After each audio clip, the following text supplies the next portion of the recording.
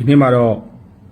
ဗီဒီယိုများမေးမြန်းနေတဲ့အကြောင်းအရာ၃ခုနဲ့ပတ်သက်ပြီးပြောကြားသွားမှာဖြစ်ပါတယ်ဒီပထမဆုံးအကြောင်းအရာကတော့ဒီရွေးကောက်ပွဲနဲ့ပတ်သက်ပြီးအသိပညာပေးဇာတ်လမ်းဖြစ်တဲ့ခေတ်သမိုင်းကိုဒုံဆိုင်မိသူများဆိုတဲ့ဇာတ်ကားနဲ့ပတ်သက်ပြီးပြီးရင်အဲ့ဇာတ်ကားမှာပါဝင်တဲ့သရုပ်ဆောင်တွေနဲ့ပတ်သက်ပြီးပြောကြားမှုတွေချိန်ချောက်မှုတွေပြုလုပ်နေတဲ့ကိစ္စပဲဖြစ်ပါတယ်ဒါနဲ့ပတ်သက်ပြီးကျွန်တော်တို့အစိုးရအနေနဲ့နိုင်ငံတော်တာဝန်ကိုစတင်ယူစဉ်ကာလကတည်းကရခိုင်အစိုးရကဆောင်ရွက်သွားတဲ့မဲမတမာမှုတွေကြောင့်နိုင်ငံတော်တာဝန်ရယူခဲ့ရတာဖြစ်ကြောင်းနဲ့ကျွန်တော်တို့အစိုးရရဲ့ရှေ့လုပ်ငန်းစဉ်တွေဥတီချက်တွေမှာပြည်သူလူထုလူလားတောင်းတတဲ့ပါတီစုံဒီမိုကရေစီစနစ်ကိုပြန်သွားမယ်ဆိုတာကိုအမြဲတမ်းဥတီဆောင်ရွက်ခဲ့ပါတယ်ဒါကြောင့်မလို့လဲကျွန်တော်တို့အစိုးရအနေနဲ့2025ခုနှစ်ဒီဇင်ဘာလ28ရက်နေ့မှာပါတီစုံဒီမိုကရေစီအထွေထွေရွေးကောက်ပွဲကျင်းပမယ်ဆိုတာတရားဝင်ကြေညာခဲ့ပြီးဖြစ်ပါတယ်။အဲမျိုးကျင်းပဖို့အတွက်ပါတီစုံဒီမိုကရေစီအထွေထွေရွေးကောက်ပွဲအောင်မြင်စွာကျင်းပနိုင်ရေးလှုံ့ဆော်မှုတွေပညာပေးမှုတွေဆောင်ရွက်လျက်ရှိပါတယ်။ဒီလိုဆောင်ရွက်တဲ့နေရာမှာဒီခေတ်သမိုင်းကိုဒုံဆိုင်မိသူများဆိုတဲ့ရွေးကောက်ပွဲအသိပညာပေးဇာတ်လမ်းကိုအမှုပညာရှင်ပေါင်းညောင်များစွာပါဝင်ပြီးရိုက်ကူးခဲ့ပါတယ်။ဒီလိုရိုက်ကူးခဲ့တဲ့နေရာမှာတော့ကျွန်တော်တို့အနေနဲ့ဖြစ်ရမှန်တွေကိုအခြေခံထားပြီးပြည်သူလူထုကိုဒီမိုကရေစီလမ်းကြောင်းပေါ်ကိုရှောက်လန်းနိုင်ဖို့အတွက်ဥတီဆောင်ရွက်ခဲ့တာဖြစ်ပါတယ်။ဒီလိုဥတီဆောင်ရွက်ခဲ့တဲ့နေရာမှာလည်းဒီမိုကရေစီကိုလိုလားပါတယ်ဆိုပြီးအကြမ်းဖက်လုပ်နေတဲ့လူတွေဒီမိုကရေစီကိုလိုလားပါတယ်ဆိုပြီးမဲလိမ်မဲခိုးမှုတွေကိုအားပေးခဲ့တဲ့သူတွေအတွက်ကတော့အမှန်ကိုအမှန်တိုင်းထုတ်ဖော်ပြသတာဖြစ်တဲ့အတွက်အနာဘောထုတ်ကြတယ်လို့တော့ဖြစ်ကောင်းဖြစ်မှာပေါ့။ဒါကြောင့်မလို့လဲဒါတွေနဲ့ပတ်သက်ပြီးဗျံပရာပြောဆိုမှုတွေချင်းချောက်ပြောဆိုမှုတွေရှိလာတာဖြစ်ပါတယ်။ဒါနဲ့ပတ်သက်ပြီးခေတ်သမိုင်းကိုဒုံဆိုင်မိသူများရွေးကောက်ပွဲအသိပညာပေးဇာတ်လမ်းကိုပြည်သူလူထုရဲ့ဒီမိုကရေစီလမ်းကြောင်းပေါ်ရှောက်လန်းနိုင်ရေးမှာပါဝင်ကူညီပေးကြတဲ့အဲ့ဒီအသိပညာပေးဇာတ်လမ်းကိုပါဝင်ရိုက်ကူးပေးကြတဲ့အမှုပညာရှင်များပါဝင်ပံ့ပိုးပေးကြတဲ့သူများကိုအားလုံးကျေးဇူးတင်ကြောင်းပထမဆုံးပြောကြားလိုပါတယ်။ဒါအပြင်ချင်းချောက်နေတဲ့သူတွေဒါနဲ့ပတ်သက်ပြီးတော့ဝေဖန်နေတဲ့သူတွေနဲ့ပတ်သက်ပြီးထိရောက်ပြင်းထန်စွာအရေးယူသွားမှာဖြစ်ပါတယ်ပထမဆုံးအနေနဲ့ကတော့ဒါနဲ့ပတ်သက်ပြီးပြည်သူလူထုအထင်မြင်တွဲမားရန်လှုံ့ဆော်ခဲ့တဲ့ဒါရိုက်တာမိုက်တီခေါ်တန်းထွန်းစောဇာပိုတရုတ်ဆောင်ကျော်ဝင်းထုတ်ခေါ်ကျော်မင်းထွတ်ဟာတာတရုတ်ဆောင်ပုံတိုင်းခေါ်ဇော်မြင့်တို့ကိုကျွန်တော်တို့ဖန်စီအရေးယူခဲ့ပါတယ်အဲ့ဒီမှာဒါရိုက်တာမိုက်တီကတော့ဒါရခင်ကအတိုင်းရာဇသီဥပဒေပုံမှန်905နဲ့အမှုဖွင့်လှစ်ခံရခြင်းဖြစ်ပါတယ်2022ခုနှစ်အောက်တိုဘာလ28ရက်နေ့မှာနောက်တစ်ကြိမ်ပြစ်မှုထပ်မံကျူးလွန်မှာက၎င်းပြစ်ဒဏ်အပြင်ယခုကြားခံရသောကြံရှိသောပြစ်ဒဏ်များကိုပါဆက်လက်ကြားခံမှမည်သောစီကံချက်နဲ့ပြစ်ဒဏ်လွန်ငင်းချမ်းသာခွင့်ရခဲ့တယ်ဖြစ်ပါတယ်။သူ့ကိုကျွန်တော်တို့ပါတီစုံဒီမိုကရေစီအထွေထွေရွေးကောက်ပွဲများကိုနှောက်ယှက်ဟန်တာဖျက်ဆီးခြင်းမှကာကွယ်ပေးရေးဥပဒေနဲ့ပြင်းပြင်းထန်ထန်အရေးယူထားပြီးရခင်ပြစ်ဒဏ်ကိုလည်းပြန်လည်ကြားခံစေရေးဥပဒေနဲ့အညီဆောင်ရွက်သွားမှာဖြစ်ပါတယ်။ဒါအပြင်ကျော်ဝင်းထုတ်ခေါ်ကျော်မင်းထွတ်ပုံတိုင်းခေါ်ဇော်မြင့်တို့နှစ်ဦးကိုလည်းပါတီစုံဒီမိုကရေစီအထွေထွေရွေးကောက်ပွဲများကိုနှောက်ယှက်ဟန်တာဖျက်ဆီးခြင်းမှကာကွယ်ပေးဥပဒေနဲ့ထိရောက်ပြင်းထန်စွာအရေးယူသွားမှာဖြစ်ကြောင်းပြောကြားလိုပါတယ်။နောက်အကြောင်းအရာတစ်ချက်ကတော့ဒီနေ့ကျွန်တော်တို့ဖြစ်ပွားခဲ့တဲ့ PDF အမိခံအကြမ်းဖက်သမားများနဲ့ပူပေါင်းအဖွဲ့များကရွှေဘိုကြောင်မြောင်းစင်ကူမန္တလေးသွားကားလမ်းပေါ်မှာရှိတဲ့ AR မြစ်ကူတရား AR တရားရနာတိန်ခကိုမိုင်းထောင်ဖောက်ခွဲဖျက်ဆီးခဲ့တဲ့တင်ဖြစ်ပါတယ်ဒီနေ့မနေ့6:10မိနစ်ခန့်မှာ PDF အမိခံအကြမ်းဖက်သမားများနဲ့ပူပေါင်းအဖွဲ့တွေကမိုင်းထောင်ဖျက်ဆီးခဲ့ပါတယ်တရားရဲ့ရည်လေတိုင်းတွေဖြစ်တဲ့တိုင်မ RB4 နဲ့ RB5 အကြားပြီးရင်တော့ RB6A2 ချင်းကပ်လမ်းနေရာတွေကျိုးကျတက်စီးခဲ့ပါတယ်ဒါကြောင့်မလို့မော်တော်ယာဉ်နဲ့ခီးသွားပြည်သူများဖြတ်သွားလာနိုင်ခြင်းမရှိဘဲလမ်းပန်းဆက်သွယ်မှုပြတ်တောက်လျက်ရှိပါတယ်အဲ့ရနာသင်္ခတရားရှည်2480ပေရှိပါတယ်2010ခုနှစ်ဧပြီလ16ရက်နေ့မှာစီမံကိန်းချစတင်ခဲ့ပြီး2013ခုနှစ်ဇူလိုင်လ24ရက်နေ့မှာစောက်လုပ်ပြီးစီဖွင့်လှစ်နိုင်ခဲ့တာဖြစ်ပါတယ်ကျွန်တော်ပြောခဲ့သလိုပဲလမ်းတရားအခြေခံအဆောက်အအုံများဟာတိုင်းပြည်အတွက်အရေးကြီးတဲ့အားတွေဖြစ်ပါတယ်ပြည်သူလူထုရဲ့လမ်းမဆက်သွယ်ရေးပြည်သူလူထုရဲ့စားဝတ်နေရေးပြည်သူလူထုရဲ့လူမှုစီးပွားဘဝဖွံ့ဖြိုးတိုးတက်ရေးအတွက်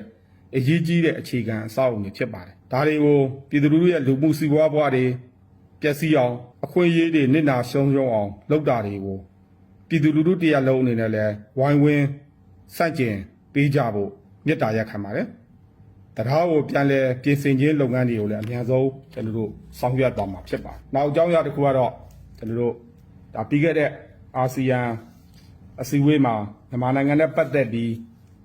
အမျိုးမျိုးပြောဆိုနေတာတွေဝေဖန်နေတယ်ရှိပါတယ်ဒီထက်မှ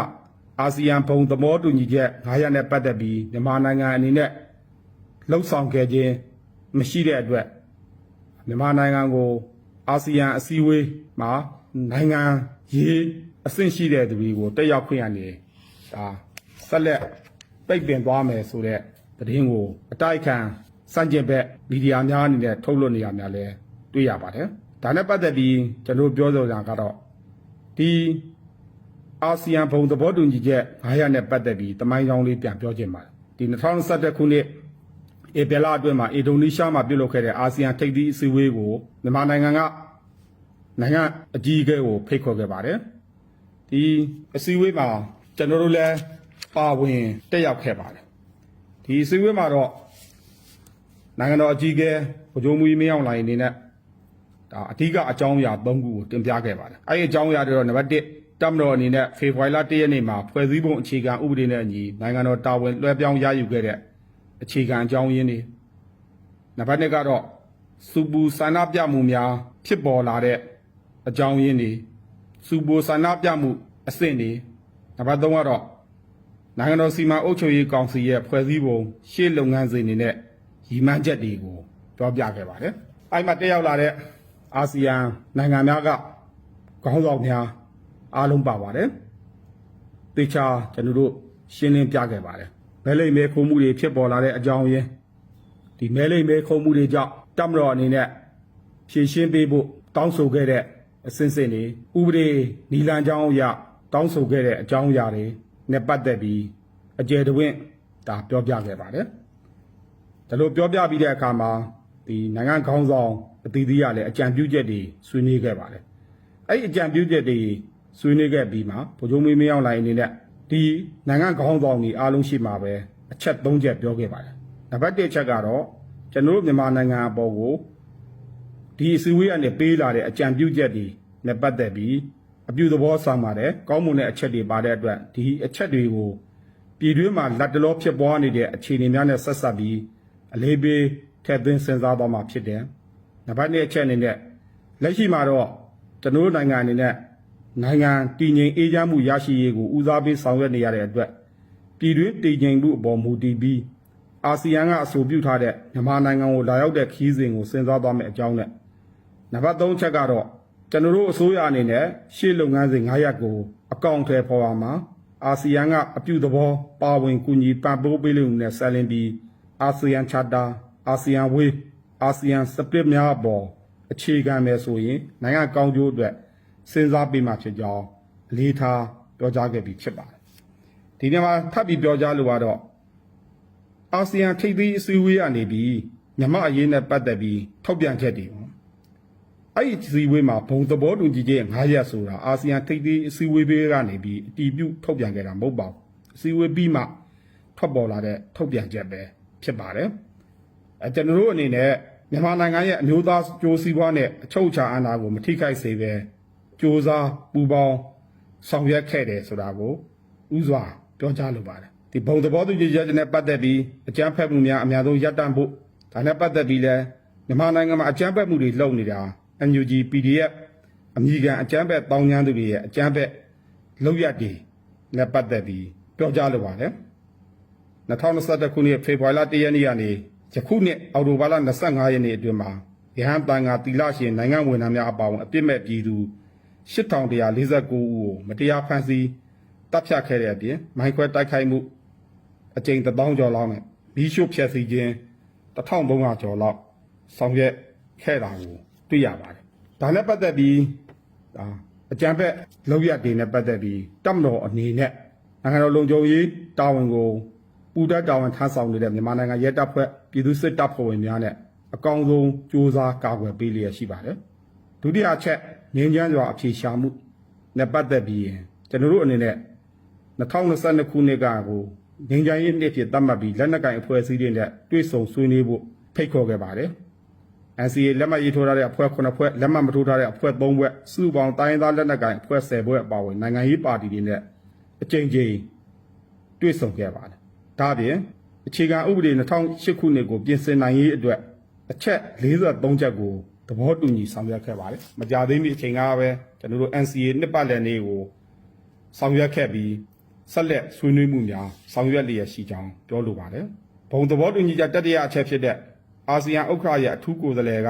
စည်းစပ်ဆွေးနွေးရမှာပံ့ပိုးကူညီဖို့ကိစ္စမှာလဲအာဆီယံခန့်လိုက်တဲ့အထူးကိုယ်စားလှယ်ဆိုတာ2021ခုနှစ်ကနေလက်ရှိထိ9ဦးရှိပြီဖြစ်ပါတယ်။သူတို့ရဲ့မြန်မာနိုင်ငံဆိုင်ရာခရီးစဉ်တွေကိုကျွန်တော်တို့နဲ့ပူးပေါင်းဆောင်ရွက်ပေးလျက်ရှိပါတယ်။သူတို့နိုင်ငံရေးပါတီတွေအစိုးရအဖွဲ့ဝင်တွေနဲ့တွေ့ဆုံနိုင်ဖို့ကိုလည်းစီစဉ်ဆောင်ရွက်ပေးနိုင်ခဲ့ပါတယ်။စတုတ္ထအချက်ဖြစ်တဲ့လူသားချင်းစာနာထောက်ထားမှုအကူအညီပေးရင်းနဲ့ AHA စင်တာကနေပေးရတဲ့ကိစ္စတွေမှာလည်းအပြည့်အဝပူးပေါင်းဆောင်ရွက်ပေးလျက်ရှိပါတယ်။ဒီလုပ်ငန်းတွေကိုစံလုပ်ငန်းစီမင်း SOP တွေအနေနဲ့လည်းသဘောတူညီခဲ့ပြီးဖြစ်ပါတယ်။နောက်ဆုံးဆက်အနေနဲ့အာဆီယံဥက္ကဋ္ဌရဲ့အထူးကိုယ်စားလှယ်အဖွဲ့နဲ့မြန်မာနိုင်ငံသက်ဆိုင်သူတွေနဲ့တွေ့ဆုံတဲ့ကိစ္စဖြစ်ပါတယ်။အာဆီယံဥက္ကဋ္ဌရဲ့အထူးကိုယ်စားလှယ်လာတိုင်းမှာကျွန်တော်တို့အနေနဲ့ဖြစ်နိုင်တဲ့လိုက်လောနိုင်တဲ့သူတွေနဲ့တွေ့ဆုံနိုင်ရေးအစိုးရအဖွဲ့ဝင်တွေအပြင်နိုင်ငံရေးပါတီတွေနဲ့တွေ့ဆုံနိုင်ရေးကျွန်တော်တို့ဆောင်ရွက်ပေးခဲ့ပါတယ်။ရာဇဝတ်မှုနဲ့ကျူးလွန်ပြီးရာဇဝတ်ပြစ်ဒဏ်ခံရတဲ့ထောင်ကြတွေနဲ့တော့ကျွန်တော်တို့တွေ့ဆုံခွင့်ပေးနိုင်ခြင်းမှာပေးပါလိမ့်မယ်။ဘယ်နိုင်ငံမှာကောတွေ့ဆုံခွင့်ပေးခဲ့တယ်လဲလို့ပဲ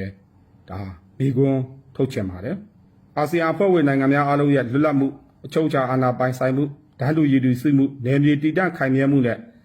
အမျိုးသားရေးလက္ခဏာများကိုလေးစားလိုက်နာခြင်းအာဆီယံအဖွဲ့ဝင်များရဲ့ပြည်တွင်းရေးမှာဝင်ရောက်ဆွတ်ဖက်ခြင်းမရှိတဲ့အခြေခံမူတွေကိုအမြဲတတိပြုနိုင်ဖို့လိုမှာဖြစ်ပါတယ်။အာဆီယံအဖွဲ့အစည်းစတင်ဖွဲ့စည်းခဲ့တဲ့အတိုင်းအဖွဲ့ဝင်နိုင်ငံများအားလုံးသဘောတူလက်ခံထားတဲ့အာဆီယံချာတာအာဆီယံဝေး